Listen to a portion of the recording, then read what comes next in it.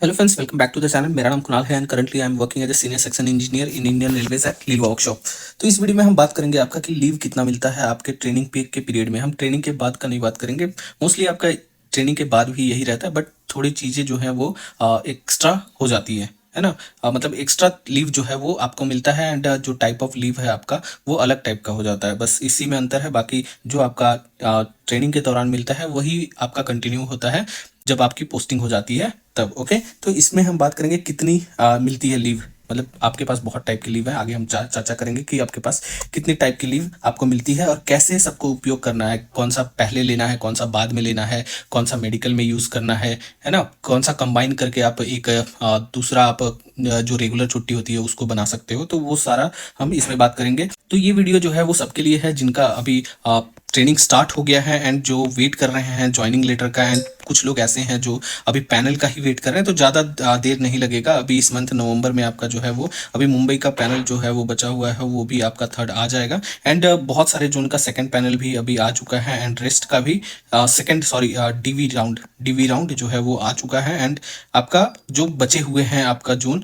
उसका भी धीरे धीरे आपका, ऐसा नहीं सटीक कोई भी नहीं बता सकता कि ये दिन में आ जाएगा, बट हाँ जरूर आएगा। आपका जितने भी सीट वैकेंट हो रहे हैं उतने में आपका जो है वो सेकंड डीवी राउंड के लिए आपको बुलाया जाएगा ही जाएगा। ओके, तो इस वीडियो में हम बात करेंगे लीव का ओनली। तो जिनको लीव के बारे में जानना है वो वीडियो को कंटिन्यू कर सकते हैं। ओके, तो जो पहली बार चैनल पर विजिट कर रहे हैं प्लीज चैनल को सब्सक्राइब कर लेना, वीडियो को लाइक कर देना, दोस्तों के साथ ज्यादा से ज्यादा हो सके तो शेयर कर देना। चलो दिखाता हूँ। ओके, तो ये हमारे पास लीव है ना।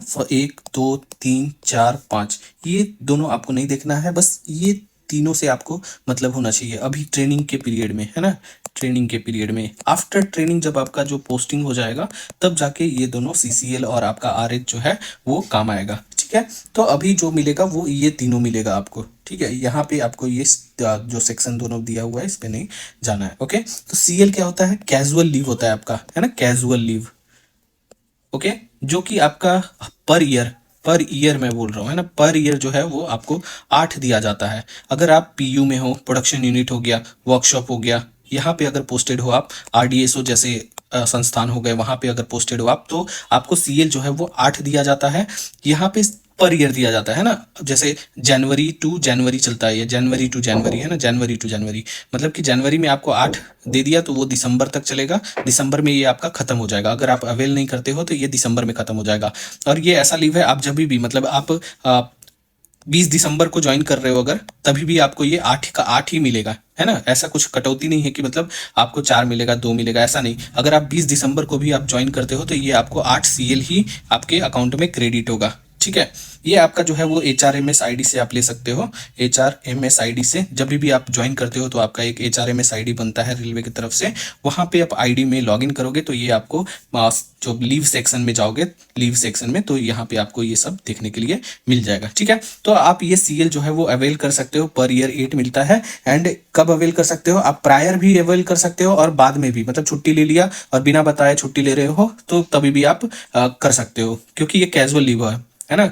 आकस्मिक अवकाश इसको बोलते हैं, मतलब किसी कारण से अगर नहीं भी बताया अपने सुपीरियर को तभी भी आप ये अवेल कर सकते हो। ठीक है, तो मैंने बता दिया कि आपको 8 मिलता है एंड ओपन लाइन में जो पोस्टेड होंगे, ओपन लाइन वाले को उसमें 10 मिलता है। ठीक है, 10 मिलता है। डिवीजन में आप पोस्टेड होंगे तो वहां पे 10 मिलेगा। हेडक्वार्टर में भी 8 ही मिलता है। ठीक है, HQ भी जोड़ लेना, यहाँ पे हेडक्वार्टर में भी 8 ही मिलता है। ओके, नेक्स्ट है आपका एलएपी। यहाँ पे एलएपी नहीं, एलएपी कब हो जाएगा? आपका पोस्टिंग जब होगा ना तब जाके आपका ये एलएपी हो जाएगा। एलएपी मतलब कि लीव ऑन एवरेज पे, लीव ऑन एवरेज पे।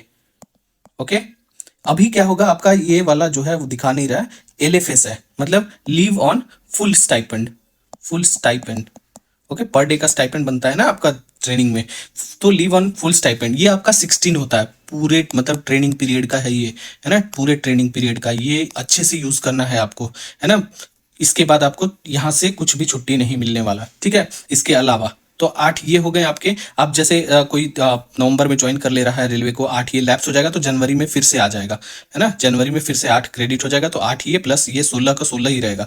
ये जो लीव होता है ये आपका प्रायर लेना पड़ता है छुट्टी, प्रायर यहाँ पे आप अप्लाई कर देंगे और सैंक्शन जब हो जाएगा तब आपको छुट्टी पे जाना है। ठीक है, ठीक है। ये इस केस में ऐसा कुछ नहीं था, कभी भी आप सैंक्शन करा के भी जाओ और सैंक्शन कराने के मतलब छुट्टी बिताने के बाद भी आके सैंक्शन करा सकते हो, कोई दिक्कत नहीं है। सीएल के केस में, एलएपी के केस में आपको प्रायर सैंक्शन करा के परमिशन लेके जाना है, और ये 16 का 16 ही मिलेगा पूरे ट्रेनिंग पीरियड में, है ना। आफ्टर ट्रेनिंग अगर मैं बात करूं तो ये 6 मंथ में 15 मिलते हैं, मतलब कि 1 ईयर में आपका ये आपका हो जाएगा 30, है ना। 1 ईयर में मतलब 6 मंथ में 15, 6 मंथ में 15 इंटू 2 हो गया तो 30 हो गया। ये होता है अर्जित अवकाश, मतलब ये आपको 300 तक आप अर्जित करोगे तो लास्ट में जब रिटायरमेंट होगा तो वहां पे आपको पेमेंट भी इसके अगेंस्ट मिलेगा, है ना। उस टाइम के बेसिक और डीए के हिसाब से आपको 300 दिन का सैलरी भी मिलेगा, ठीक है।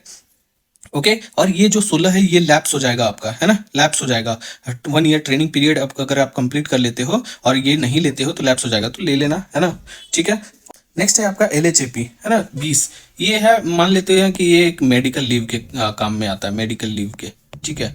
LHAP मतलब लीव ऑन हाफ एवरेज पे। ओके, इसका दो मतलब दो लीव को कंबाइन कर दे तो एक LAP बन जाता है ना।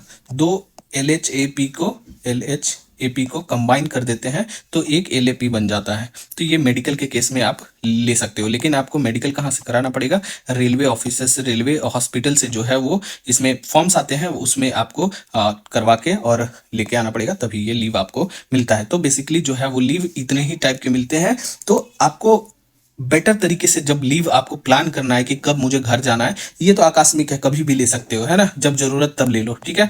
इसमें आप प्लानिंग के साथ लो, जैसे कि देखो अब क्या होता है कि कंबाइन भी होता है, सीएल जो है वो LAP के साथ कंबाइन नहीं होता है। मान लेते हैं कि मैंने इसमें से 7 ले लिया, एक बचा हुआ है सीएल, यहाँ पे मेरे पास 16 है, तो मैं सोच रहा हूँ कि एक ये भी ले लेता हूँ, साथ में ये इसमें से 2 ले लेता हूँ, तो ऐसा नहीं होता है, ठीक है। सीएल और LAP कभी भी कंबाइन नहीं होते हैं दोनों, है ना। ये अलग ले सकते हो, ये अलग ले सकते हो, हाँ, ये और ये कंबाइन हो सकते हैं, LAP और LHAP कंबाइन हो सकते हैं, सीएल और LHAP कंबाइन हो सकते हैं, ठीक है। अगर आपको पोस्टिंग के बाद CCL मिलेगा तो वो भी कंबाइन होगा सीएल या फिर LAP के साथ, ठीक है।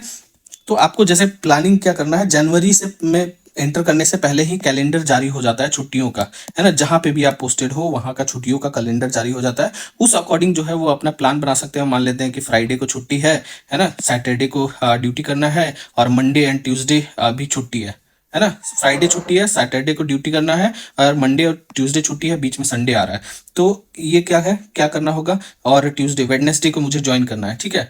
तो मैं यहाँ पे एक सीएल का यूज कर लूंगा, है ना, एक सीएल का यूज कर लूंगा। देखो आप अगर यहाँ पे देखोगे तो देखो यहाँ पे मैंने ड्यूटी कर लिया, है ना, फ्राइडे को, तो एक छुट्टी के पहले या छुट्टी के बाद मुझे एक ड्यूटी करके ही जाना पड़ेगा, नहीं तो मेरे को लगातार छुट्टी देना पड़ेगा, है ना। ऐसे ही काम करता है ये, मतलब कि यहाँ पे मैंने पहले ड्यूटी कर लिया, उसके बाद यहाँ पे छुट्टी पड़ा संडे के बाद, तो कोई दिक्कत नहीं है ना। फिर वेडनेसडे को मुझे ज्वाइन करना पड़ेगा, ओके, नहीं तो फिर से सीएल देना पड़ेगा। अगर मान लेते हैं किसी के पास एक ही सीएल है और कोई कारणवश वो वेडनेसडे को नहीं ज्वाइन कर पाया, तो उस केस में उसको LFS देना पड़ेगा।